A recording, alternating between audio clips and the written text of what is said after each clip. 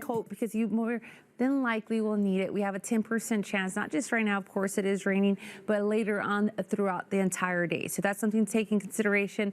And then we're also dipping down a little bit. We're roughly around 75 degrees, our high for Las Cruces. El Paso, we're tracking roughly around 80 degrees for today. If you like warmer temperatures, tomorrow's your day. We're going to go above average from one day to the next. If you like dry conditions, tomorrow's your day. But today we are tracking overall, as you can see, some active cells roughly around further Las Cruces. We can also see Hatch, Alamogordo area. So overall, folks, if you are heading out, this is one thing that we're tracking, especially in Las Cruces area. We're going to zoom in. You can see all of these active cells. So pretty much what we're seeing right here in this area is continues to push east of us, but not just in that area. We're also tracking our eastern counties. It continues to also drive all the way over here. But the difference with the eastern counties is that we're actually tracking these active cells being a little bit stronger. So if you do live in the eastern counties, especially Van Horn, take a look at this. We're actually tracking roughly around 23 lightning strikes per hour. So later on, we'll let you know exactly what else to expect. But as of right now, let's go ahead and over to traffic.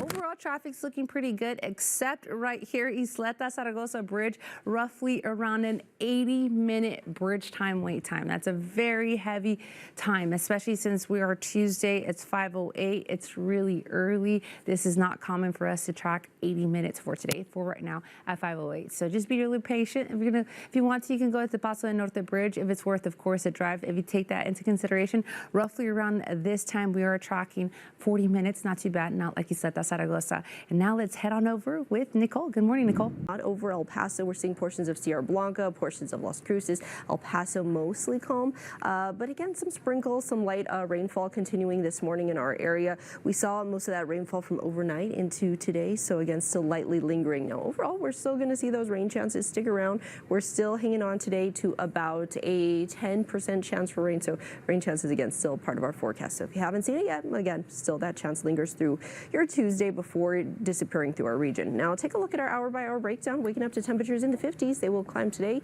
into the mid-70s. Edith.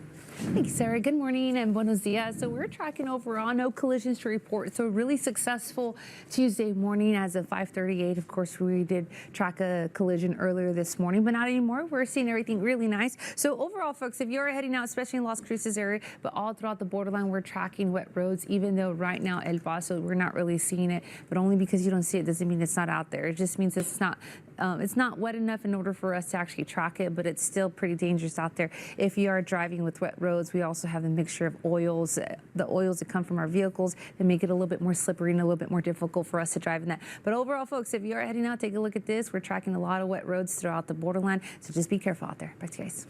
Thing that we're tracking, let's take a wider look right here with the Doppler radar. We can see active cells throughout the entire, our region at least. Other than that, it looks pretty dry everywhere else. So this is what we're waking up to. We have a moisture that's pushing in through the west coast all the way to the east side. So we can see it pushing this way. We do see some active cells in Sierra Blanca, a little bit more active than further north of Las Cruces. So now we're going to take a look at Hatch. All of this area where you do see the yellow, that's indicating where the cells are a little bit more active, potential even thunderstorms that we're tracking over here near Hatch, TRC, and it's pushing more towards Alamogordo and Tula Rosa. And then we go a little bit further down south where Sierra Blanca is. We do see that this is a more active thunderstorm, roughly around 15 strikes every hour. We're going to keep an eye on that and let you know exactly what to expect for the remainder of the day, but we're seeing that at least things are going to dry up for tomorrow. When it comes to traffic, one thing that we're tracking, green and clean throughout the entire borderline.